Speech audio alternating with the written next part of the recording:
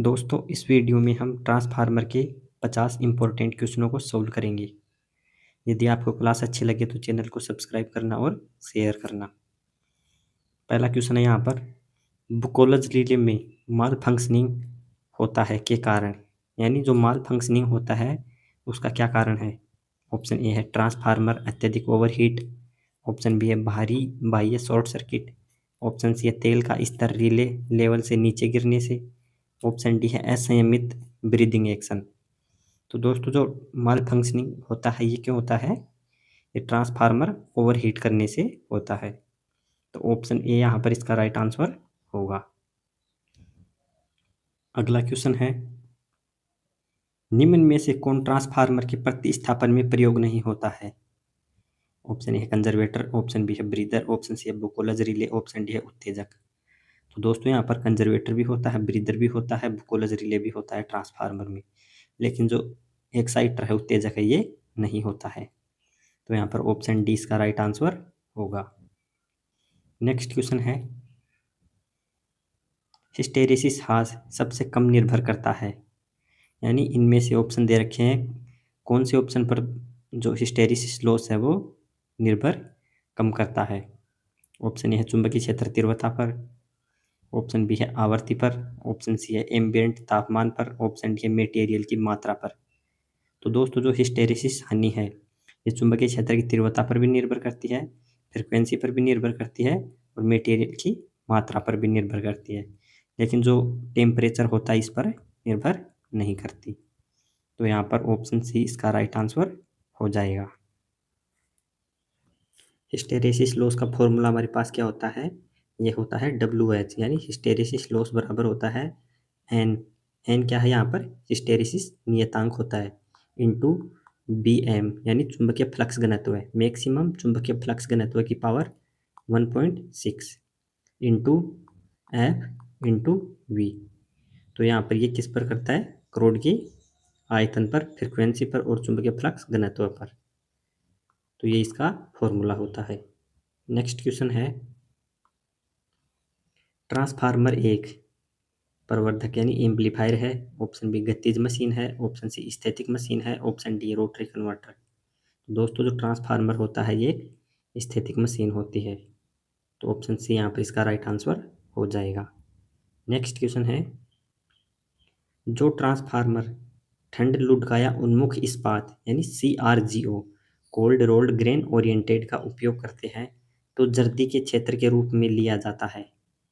Option A है core से 15 से 25% बड़ा, ऑप्शन बी है तो कोर से 15 से 25% छोटा, ऑप्शन सी है कोर के बराबर, ऑप्शन डी है इनमें से कोई नहीं।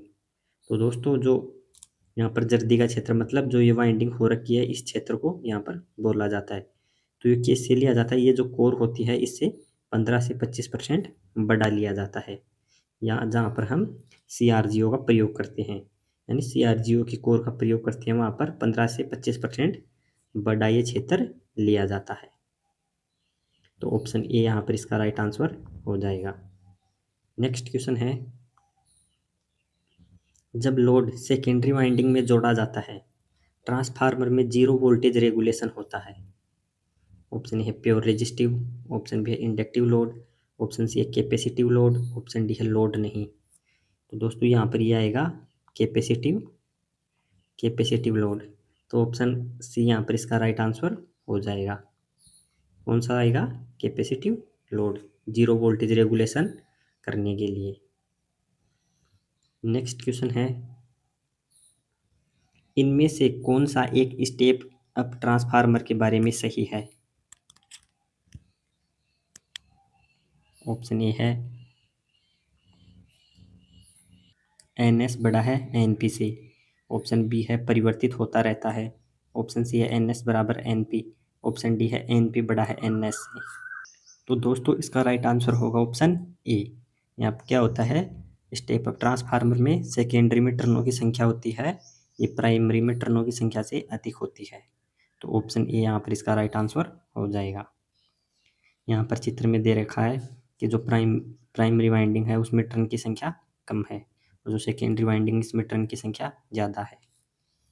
नेक्स्ट क्वेश्चन है, ट्रांसफार्मर को एडी करंट 6 से रक्षित करने हेतु कोर को खाली स्थान से बनाया जाता है, यानी जहाँ पर हमको एडी करंट को कम करना है तो कोर किसकी बनी होनी चाहिए। ऑप्शन दे रखे हैं high speed steel, option B है माइल्ड स्टील, ऑप्शन सी है कास्ट आयरन, ऑप्शन डी है सॉफ्ट आयरन।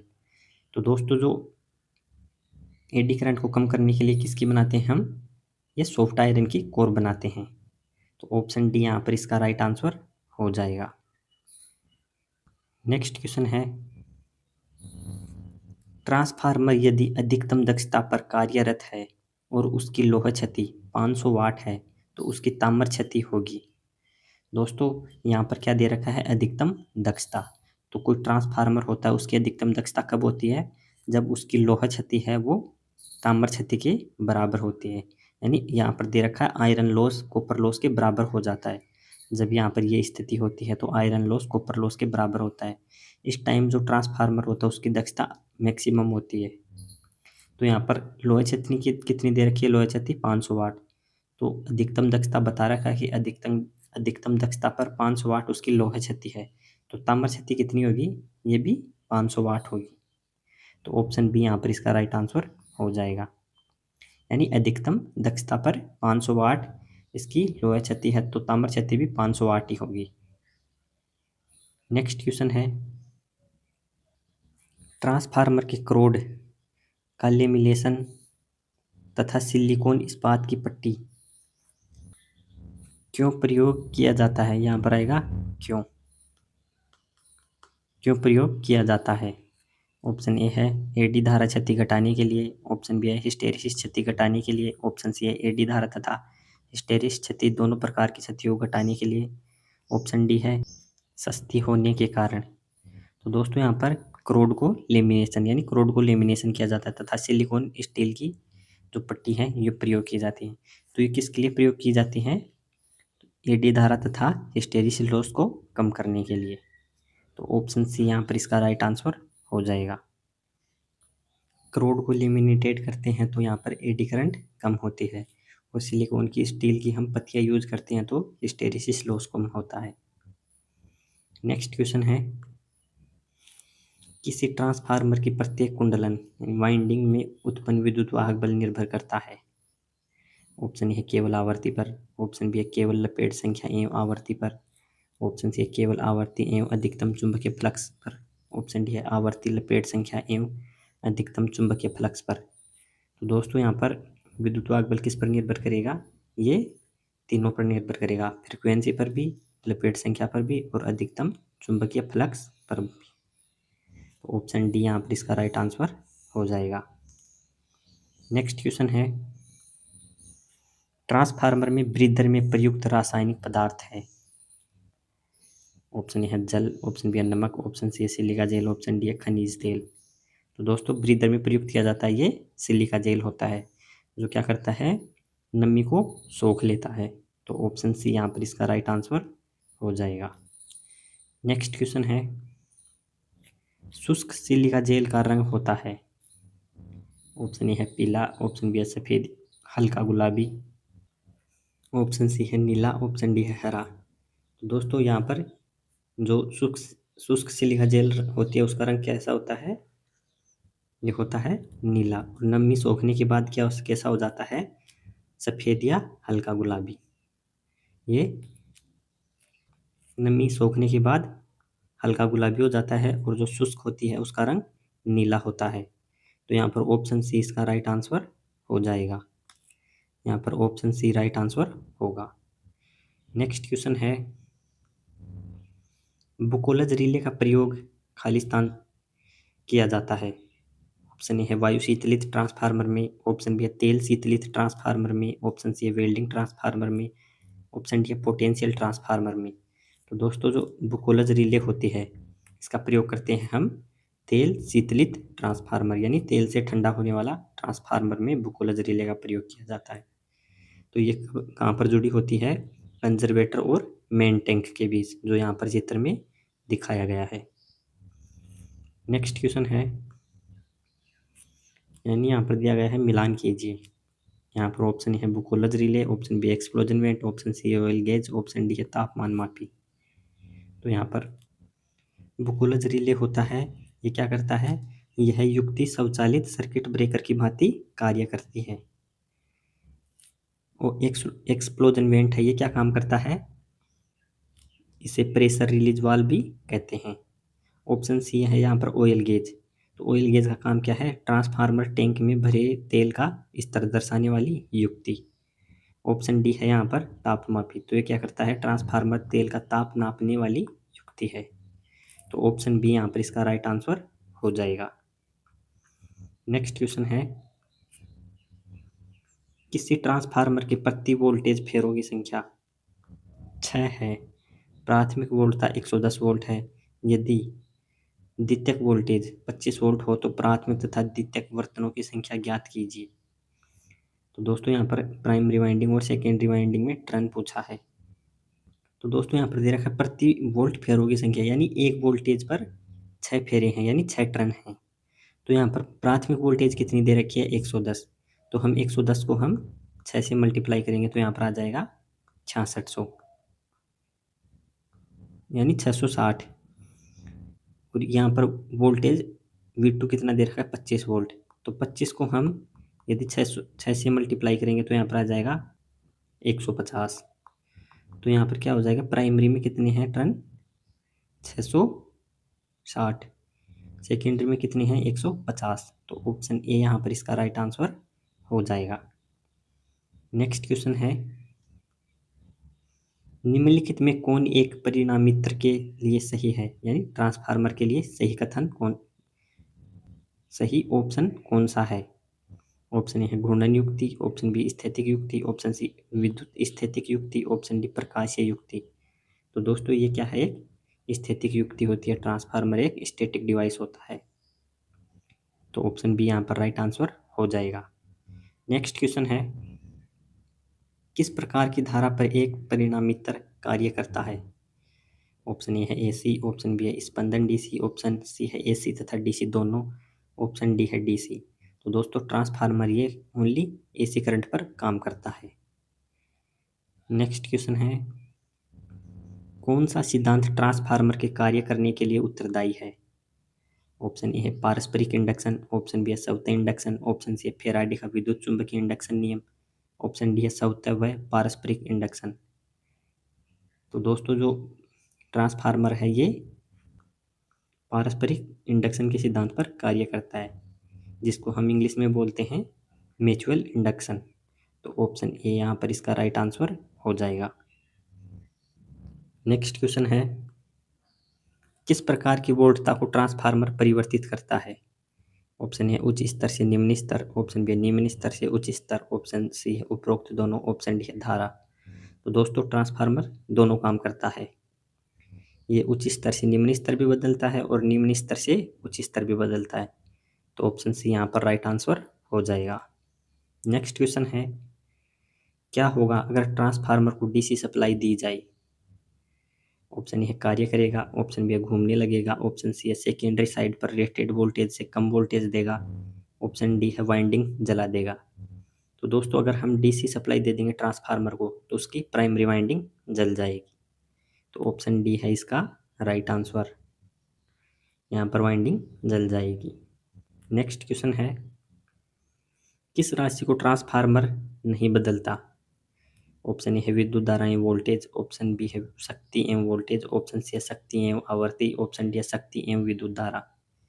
तो दोस्तों जो ट्रांसफार्मर है ये ऑप्शन सी यहाँ पर राइट आंसर हो जाएगा। ये क्या, शक्ति एवं आवर्ती को नहीं बदलता है। नेक्स्ट क्वेश्चन है, ट्रांसफार्मर की प्राथमिक वाइंडिंग को ऑप्शन ए विद्युत स्रोत से संयोजित करते हैं, ऑप्शन बी है लोड से संयोजित करते हैं, ऑप्शन सी है शॉर्ट सर्किट करते हैं, ऑप्शन डी है हमेशा ओपन रखते हैं। तो दोस्तों प्राथमिक वाइंडिंग होती है उसको हम विद्युत स्रोत से संयोजित करते हैं। तो ऑप्शन ए यहाँ पर इसका राइट आंसर हो जाएगा। यहाँ पर दे रखा है ट्रांसफार्मर की प्राइमरी वाइंडिंग ये स्रोत से जुड़ी हुई है और सेकेंडरी वाइंडिंग लोड से जुड़ी हुई है। नेक्स्ट क्वेश्चन है, बहुत अच्छे ट्रांसफार्मर की दक्षता होती है। तो दोस्तों ट्रांसफार्मर की दक्षता कितनी होती है, ये 95% से 99% तक होती है। तो ऑप्शन डी यहाँ पर इसका राइट आंसर हो जाएगा। नेक्स्ट क्वेश्चन है, एक उत्साहक ट्रांसफार्मर क्या है? ऑप्शन ए है जो वोल्टेज के मान को बढ़ाता है। ऑप्शन बी है जिसमें द्वितीय कुंडली में फेरों की संख्या प्राथमिक से अधिक होती है। ऑप्शन सी है जो करंट के मान को घटाता है। ऑप्शन डी है उपरोक्त सभी। दोस्तों जो उत्साहक ट्रांसफार्मर, स्टेप अप ट्रांसफार्मर, इसके लिए यहाँ पर तीनों शर्तें जरूरी हैं। तो ऑप्शन डी यहाँ पर इसका राइट आंसर हो जाएगा। नेक्स्ट क्वेश्चन है, एक स्टेप डाउन ट्रांसफार्मर की द्वितीय कुंडलन। ऑप्शन ए है में प्राथमिक कुंडलन की अपेक्षा कम शक्ति हो। ऑप्शन बी है कि वोल्टता प्राथमिक से ज़्यादा हो। ऑप्शन सी है प्राथमिक कुंडलन की अपेक्षा कम धारा हो। ऑप्शन डी है प्राथमिक कुंडलन की अपेक्षा कम लपेट हो। तो दोस्तों स्टेप डाउन ट्रांसफार्मर कब कहलाएगा? कि जब उसकी जो प्राथमिक कुंडलन है की अपेक्षा कम लपेट हो, यानी सेकेंडरी में उसके लपेट कम हो, यानी टर्न कम हो, तो वो स्टेप डाउन ट्रांसफार्मर होगा। तो ऑप्शन डी यहाँ पर इसका राइट आंसर हो जाएगा। चित्र में यहाँ पर दिखाया गया है जो सेकेंडरी में टर्न है वो कम है प्राइमरी की अपेक्षा। नेक्स्ट क्वेश्चन है, वह पदार्थ जो ट्रांसफार्मर करोड़ निर्माण के लिए सर्वाधिक उपयुक्त है। ऑप्शन ए है एल्यूमिनियम। ऑप्शन बी है सिलिकॉन स्टील। ऑप्शन सी है लकड़ी। ऑप्शन डी है हार्ड आयरन। तो दोस्तों सर्वाधिक उपयुक्त क्या होता है? ये सिलिकॉन स्टील होता है। तो ऑप्शन बी यहाँ पर इसका राइट आंसर हो जाएगा। नेक्स्ट क्वेश्चन है, इनमें से कौन एक ट्रांसफार्मर का प्रकार है? ऑप्शन ए है बेरी टाइप। ऑप्शन बी है सेल टाइप। ऑप्शन सी है कोर टाइप। ऑप्शन डी है उपरोक्त सभी। तो यहाँ पर राइट आंसर होगा ऑप्शन डी, उपरोक्त सभी यहाँ पर ट्रांसफार्मर के कोर के प्रकार होते हैं। नेक्स्ट क्वेश्चन है, वह ट्रांसफार्मर क्या कहलाता है जिसकी प्राइमरी को उच्च वोल्टेज दी जाती है तथा सेकेंडरी से निम्न वोल्टेज ली जाती है? ऑप्शन ए है स्टेप अप कहलाता है। ऑप्शन बी है स्टेप डाउन कहलाता है। ऑप्शन सी है धारा ट्रांसफार्मर। ऑप्शन डी है वेरिएक ट्रांसफार्मर। तो दोस्तों यहाँ पर राइट आंसर होगा ऑप्शन बी। ये कौन सा स्टेप डाउन ट्रांसफार्मर कहलाता है, जिसमें प्राइमरी को उच्च वोल्टेज यहाँ पर उच्च वोल्टेज दे रखा है, यहाँ से कम करंट के साथ यहाँ पर निम्न वोल्टेज प्राप्त करते हैं। तो ये स्टेप डाउन ट्रांसफार्मर होगा। नेक्स्ट क्वेश्चन है, यदि इनपुट वोल्टेज 120 वोल्ट है और आउटपुट वोल्टेज 240 वोल्ट है, ट्रांसफार्मर वाइंडिंग की कौन सी साइड प्राइमरी होगी? ऑप्शन ए है 240 वोल्टेज साइड। ऑप्शन बी है 120 वोल्टेज साइड। ऑप्शन सी है अधिक टर्नों की बाइंडिंग। ऑप्शन डी है कम टर्नों की बाइंडिंग। तो दोस्तों यहाँ पर बता रखा है कि इनपुट वोल्टेज, यानी क्वेश्चन में दे रखा है इनपुट वोल्टेज 120 वोल्ट है, तो हम इनपुट वोल्टेज को हमेशा प्राइमरी साइड मानते हैं। तो ऑप्शन बी यहाँ पर इसका राइट आंसर हो जाएगा। और जो आउटपुट होती है ये सेकेंडरी साइड होती है। तो यहाँ पर जो 240 वोल्ट है ये सेकेंडरी साइड है, 120 वोल्ट है ये प्राइमरी साइड है। नेक्स्ट क्वेश्चन है, ट्रांसफार्मर का ट्रांसफॉर्मेशन अनुपात होता है।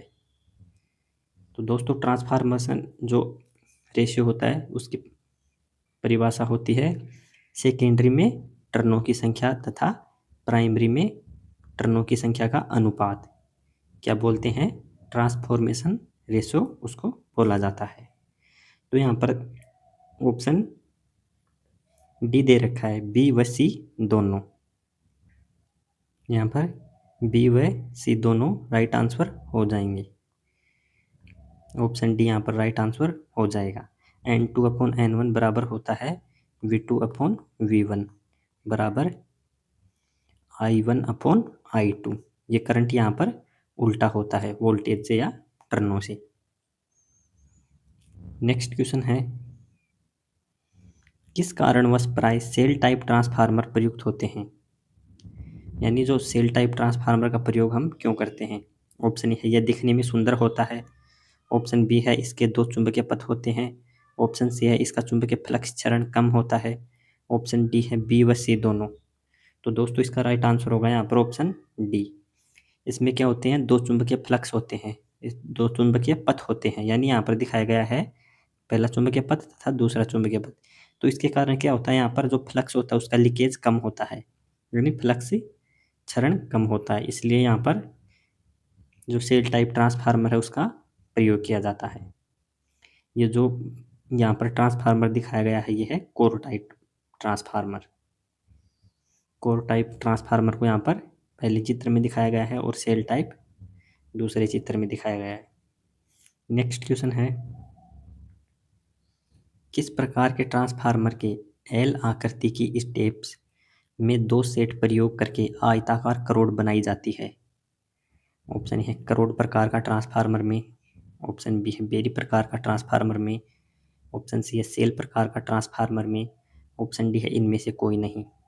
तो दोस्तों यहाँ पर एल आकृति की हम दो सेट लेंगे और उसको हम क्या कर देंगे, जोड़ देंगे, तो वहाँ पर कौन सा ट्रांसफार्मर बनेगा, वो बनेगा कोर प्रकार का ट्रांसफार्मर।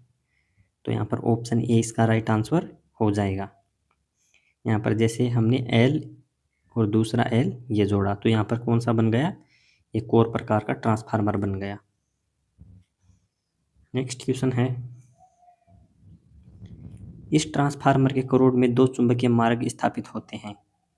ऑप्शन है करोड़ प्रकार, ऑप्शन बी है सेल प्रकार, ऑप्शन सी है बेरी प्रकार, ऑप्शन डी है द्विवाहिका प्रकार। तो दोस्तों दो चुंबकीय मार्ग कौन से ट्रांसफार्मर में रहेंगे, ये रहेंगे सेल प्रकार में। तो ऑप्शन बी यहाँ पर राइट आंसर हो जाएगा। नेक्स्ट क्वेश्चन है, चुंबकीय फ्लक्स का लीकेज किस प्रकार के ट्रांसफार्मर में न्यूनतम होता है? ऑप्शन है करोड़ प्रकार, ऑप्शन बी है सेल प्रकार, ऑप्शन सी है बेरी प्रकार, ऑप्शन डी है स्टेप डाउन प्रकार। तो दोस्तों जो फ्लक्स का लीकेज होता है ये बेरी प्रकार के ट्रांसफार्मर में सबसे कम होता है। क्यों? क्योंकि यहाँ पर जो चुंबकीय फ्लक्स के लिए यहाँ पर अनेक मार्ग होते हैं। जो यहाँ पर ट्रांसफार्मर दिखाया गया है ये बेरी प्रकार का ट्रांसफार्मर है। तो ऑप्शन सी यहाँ पर राइट आंसर हो जाएगा। नेक्स्ट क्वेश्चन है, निम्न में से कौन सा परिणाम ट्रांसफार्मर में क्षतियों के कारण होता है? ऑप्शन ए है वाइंडिंग शॉर्ट सर्किट हो सकती है, ऑप्शन बी है अचानक आवरण नष्ट हो सकता है, ऑप्शन सी है ऊष्मा पैदा होती है, ऑप्शन डी सभी संभव है। तो दोस्तों यहाँ पर ए बी सी तीनों कारणों के कारण यहाँ पर ट्रांसफार्मर में क्षतियाँ हो सकती हैं।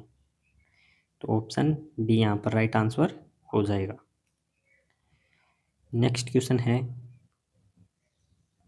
किस प्रकार का युग्मन एक ट्रांसफार्मर के प्राथमिक एवं द्वितीयक कुंडलियों के मध्य होता है? ऑप्शन ए है विद्युतीय, ऑप्शन बी है चुंबकीय, ऑप्शन सी है यांत्रिक, ऑप्शन डी है प्रकाशीय। तो दोस्तों यहाँ पर युग्मन मतलब कौन सा युग्मन होता है, यानी जुड़ाव।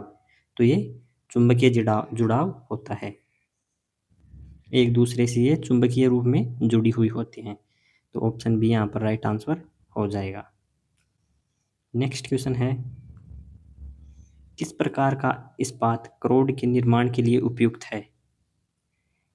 ऑप्शन ए है उच्च चुंबकशीलता तथा उच्च हिस्टैरिसीस क्षति रखता हो, ऑप्शन बी है निम्न चुंबकशीलता तथा निम्न हिस्टैरिसीस रखता हो, ऑप्शन सी है उच्च चुंबकशीलता तथा निम्न हिस्टैरिसीस रखता हो, ऑप्शन डी है निम्न चुंबकशीलता तथा उच्च हिस्टैरिसीस क्षति रखता हो। तो दोस्तों करोड़ किसकी बनाई जाती है, यहाँ पर कौन सा मटेरियल प्रयोग करेंगे? तो ये हमारे पास होता है जिसमें निम्न हिस्टैरिसीस क्षति रखती हो, यानी हिस्टैरिसीस क्षति कम हो तथा उसकी चुंबकशीलता उच्च हो। तो ऑप्शन सी यहाँ पर इसका राइट आंसर हो जाएगा। नेक्स्ट क्वेश्चन है, किस प्रकार से 500 केवीए से कम क्षमता वाले ट्रांसफार्मर को ठंडा रखा जाता है? ऑप्शन है प्राकृतिक रूप से वायु द्वारा, ऑप्शन बी है प्राकृतिक रूप से तेल द्वारा, ऑप्शन सी है वायु ब्लास्ट द्वारा, ऑप्शन डी है कंप्रेसर द्वारा। तो दोस्तों 500 केवी से कम क्षमता वाले ट्रांसफार्मर होते हैं, इनको हम प्राकृतिक रूप से ही ठंडा रखते हैं वायु द्वारा, यानी प्राकृतिक वायु से हम इनको ठंडा करते हैं। तो ऑप्शन ए यहाँ पर इसका राइट आंसर होगा। नेक्स्ट क्वेश्चन है, कितनी क्षमता के ट्रांसफार्मर के लिए प्राकृतिक रूप से तेल शीतलन प्रणाली का उपयोग होता है? ऑप्शन ए है 5 केवीए, ऑप्शन बी है 500 केवीए, ऑप्शन सी है 200 केवीए, ऑप्शन डी है 1000 केवीए। तो इसका राइट आंसर होगा ऑप्शन डी। कितना केवीए होता है? 1000 केवीए से 1000 केवीए यहाँ पर राइट आंसर हो जाएगा। नेक्स्ट क्वेश्चन है, निम्न में से कौन सा गुण एक अच्छे ट्रांसफार्मर तेल का है? ऑप्शन ए है निम्न श्यानता एवं कम नमी सोखने वाला, ऑप्शन बी है उच्च विशिष्ट ऊष्मा एवं उच्च ज्वलन बिंदु, ऑप्शन सी है अचालक, ऑप्शन डी है इनमें से सभी।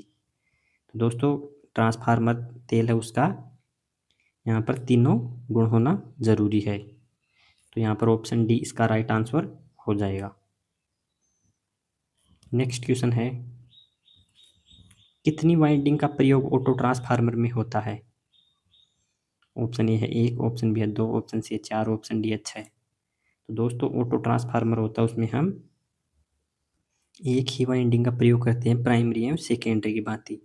जो हमारे पास जो प्राइमरी वाइंडिंग है यहाँ पर इससे ही बीच में से यहाँ पर टर्न निकाल लिया जाता है और यहाँ पर सेकेंडरी वाइंडिंग बना दी जाती है। यहाँ पर थोड़ा चित्र में मिस्टेक है, तो यहाँ पर जो ये सेकेंडरी वाइंडिंग है ये प्राइमरी वाइंडिंग से ही निकाल ली जाती है, यानी प्राइमरी वाइंडिंग से कुछ अंश यहाँ पर सेकेंडरी वाइंडिंग का निकाल लिया जाता है, जिसको हम ऑटो ट्रांसफार्मर बोलते हैं। इसमें हम एक ही वाइंडिंग का प्रयोग करते हैं। नेक्स्ट क्वेश्चन है, जब ऑटो ट्रांसफार्मर की पूरी वाइंडिंग को प्राथमिक तथा कुछ अंश को सेकेंडरी की भांति प्रयोग करे तो कार्य करता है। ऑप्शन ए है स्टेप अप ट्रांसफार्मर की तरह, ऑप्शन बी है स्टेप डाउन ट्रांसफार्मर की तरह, ऑप्शन सी है दोनों की तरह, ऑप्शन डी है धारा ट्रांसफार्मर की तरह। तो दोस्तों यहाँ पर पूछा है प्राइमरी वाइंडिंग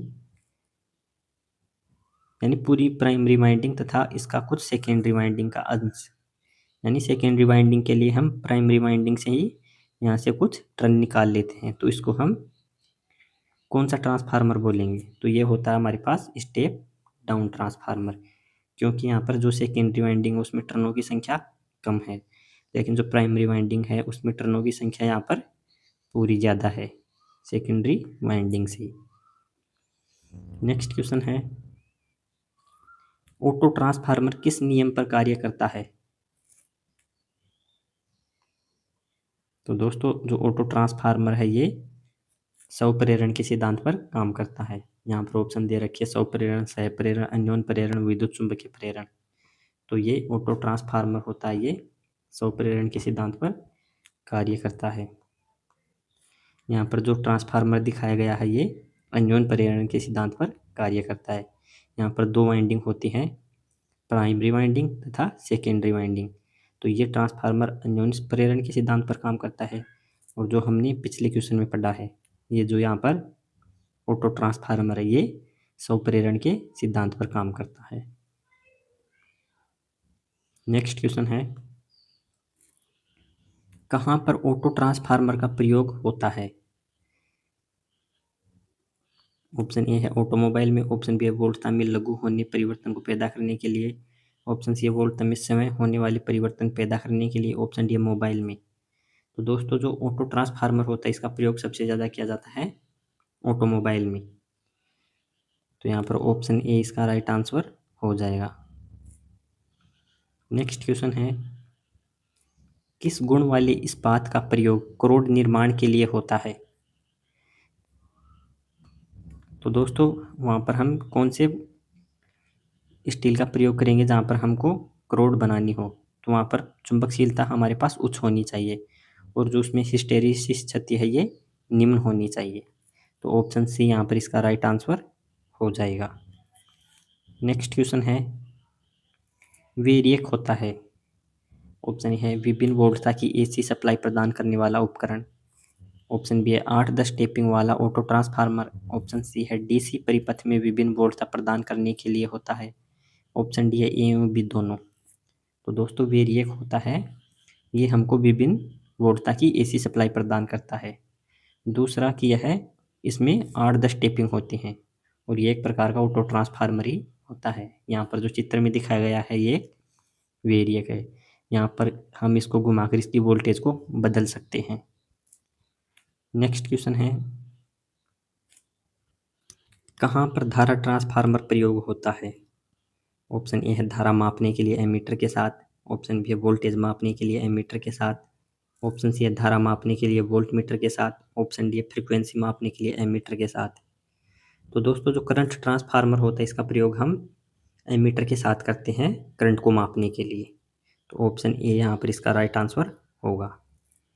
नेक्स्ट क्वेश्चन है पोटेंशियल ट्रांसफार्मर होता है, ऑप्शन ए है step up transformer, option B है स्टेप डाउन ट्रांसफार्मर, यहाँ पर होगा डाउन DOWN, ऑप्शन सी है ए या बी दोनों, ए या बी, ऑप्शन डी है समान वोल्टता का ट्रांसफार्मर। तो दोस्तों पोटेंशियल ट्रांसफार्मर एक स्टेप डाउन ट्रांसफार्मर होता है जो क्या करता है वोल्टेज को कम करता है तथा करंट को बढ़ाता है। नेक्स्ट क्वेश्चन है निम्न में से कौन पावर ट्रांसफार्मर की केवीए क्षमता प्रयुक्त होता है। तो दोस्तों जो पावर ट्रांसफार्मर होता है इसकी केवीए क्षमता कितनी होती है, ये 2000 केवी से 20,000 केवीए तक होता है। और जो इसकी जो वाइंडिंग होती है वो स्टार तथा डेल्टा में संयोजित होती है, यानी प्राइमरी वाइंडिंग स्टार में तथा सेकेंडरी डेल्टा में। तो यहाँ पर ऑप्शन ए इसका राइट आंसर हो जाएगा। तो दोस्तों आज हमने 50 क्वेश्चनों को सोल्व कर लिया है। यदि आपको क्लास अच्छी लगे तो लाइक करना, शेयर करना और सब्सक्राइब करना। Thank you.